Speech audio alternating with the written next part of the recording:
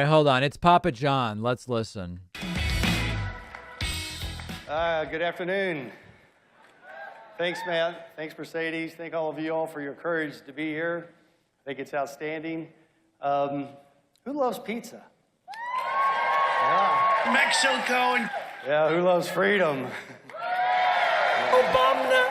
If it wasn't for freedom, wouldn't be no pizza. Wouldn't be no Papa John's, that's for sure. But hey, I read that if not for freedom, we would have no pasta either. Gas prices, interest rates going through the roof. We're weak on the foreign front. And what I'm referring to is the 1970s. Jimmy Carter, there you go, Ford. Not the 2020s.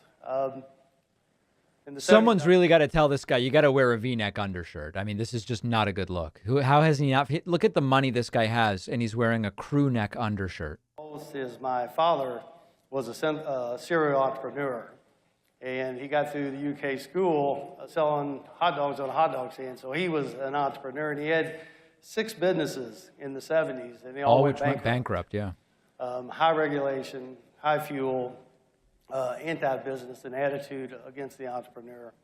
And the toll it took on me to this day, the scarring, was just immense.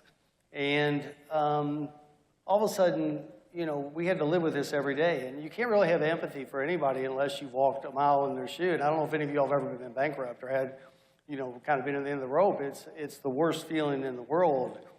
And we lived that in the 70s. And I look at the poor entrepreneurs today in the 2020s, and I reflect back on just what they have to deal with regulation, printing of money, inflation, but that we have a mindset from a commander-in-chief who's really anti-entrepreneur. And entrepreneurship is not the thing. Entrepreneurship is everything. Everything we have in America in the capitalistic system starts with an entrepreneur. Really an electric speaker. Creativity. It's a better, more efficient way to do something. Then all of a sudden, 1980 comes along. And what's the saying is that if you don't learn from history, you repeat the mistakes. I would argue that the key is to learn from history and don't repeat those mistakes. And Reagan comes along. He's pro-business. He's pro-entrepreneur. He's lowers rates by half. Takes inflation down half. Fuel prices drop. And all of a sudden we have this magical time, as he called it, the shining city on the hill. What were Reagan's 9 words that were the most dangerous words in the English language? I'm from the government, and I'm here to help. You know, the guy got the joke. I mean, he was a superstar. And then 84, Papa John's. That's when we came up. We're in a broom closet. We got $1,600. And we had a dream of making a better pizza. Right. And, I mean, the tailwind we had by having leadership and having an economy and having pro-entrepreneur and pro-business mindset, how lucky was I? Here I am, you know, in a broom closet, my dad's tavern, and we had $1,600 to end up building 5,000 stores. We're doing $4 billion a year. But we thought we could do it because we were in an environment that we could do it. And I just felt so lucky and fortunate to be in the environment I was in the 80s versus today in the environment that my dad was in the 70s. The pizza's a disaster, folks. Kind of a linear equation. I call it the evil elite left. Gates, Soares. Schwab. I mean, Schwab. Guys, Soares and Schwab are the guys that are going to destroy the country. The pharmaceutical, the processed food that the FDA shouldn't really approve, it doesn't kill you, but it really does make you sick. And then the same 5 groups that own the processed foods also own the pharmaceutical companies that they get you on because they're not sick.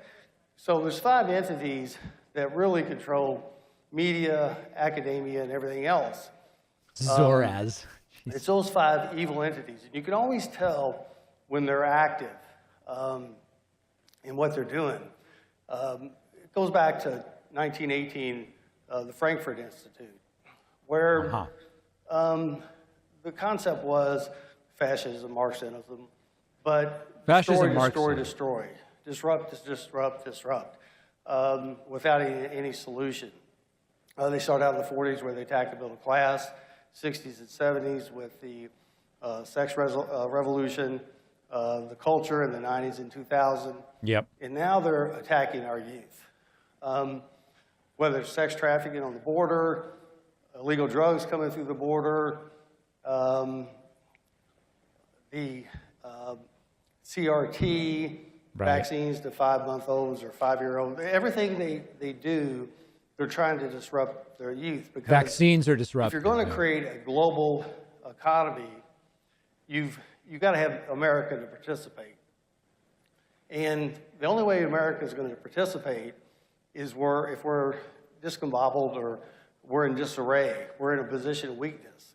And the evil forces at the top, because it is a battle now between good and evil, is that we must protect our youth. Our youth is our future. Our children are our future. And they know that. And our children are under attack. Yikes. So I end this with a little bit of a note. Okay, what's the solution? You have this linear tug of war. They throw a dart, a missile, we throw a missile back. You take something like, okay, the left wants security. The right... This is one of the funniest and saddest things I've ever seen. That's just one aspect of what we fight over. And then the government puts in bad policy right down the middle. It doesn't really solve the problem. And I would argue that we have the right ideology. We have truth in God, free markets, free enterprise, which enhances the betterment of humanity. We have that on our side. That's a good thing. But I think if we're going to change the world... This is sadder than Mike Pillow. I agree. It's not only what we say, it's not only what we do, it's who we become as a nation. The outer work can never be small if the inner work is great, and the outer work can never be great if the inner work is small. The tug of war is a very low vibration, low frequency game that it's a pluses. It's a game that they're going to win because of numbers.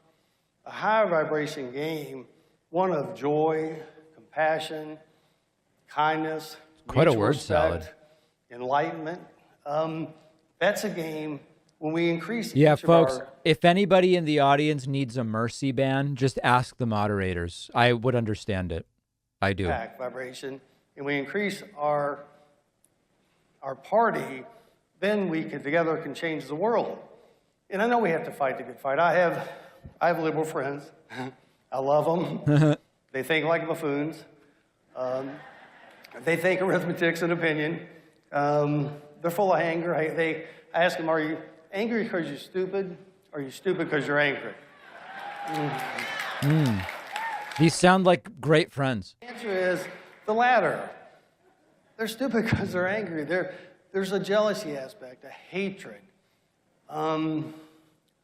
envy, shame, guilt aspect that keeps them from functioning at a higher level of rationality. This guy needs to take public speaking advice from Herschel Walker. The level of awareness. And so if we want to increase awareness, if we want to be a tractor like Reagan, Mother Teresa, Gandhi, Jesus, Muhammad, Buddha, if we want to be a tractor, we have to change ourselves.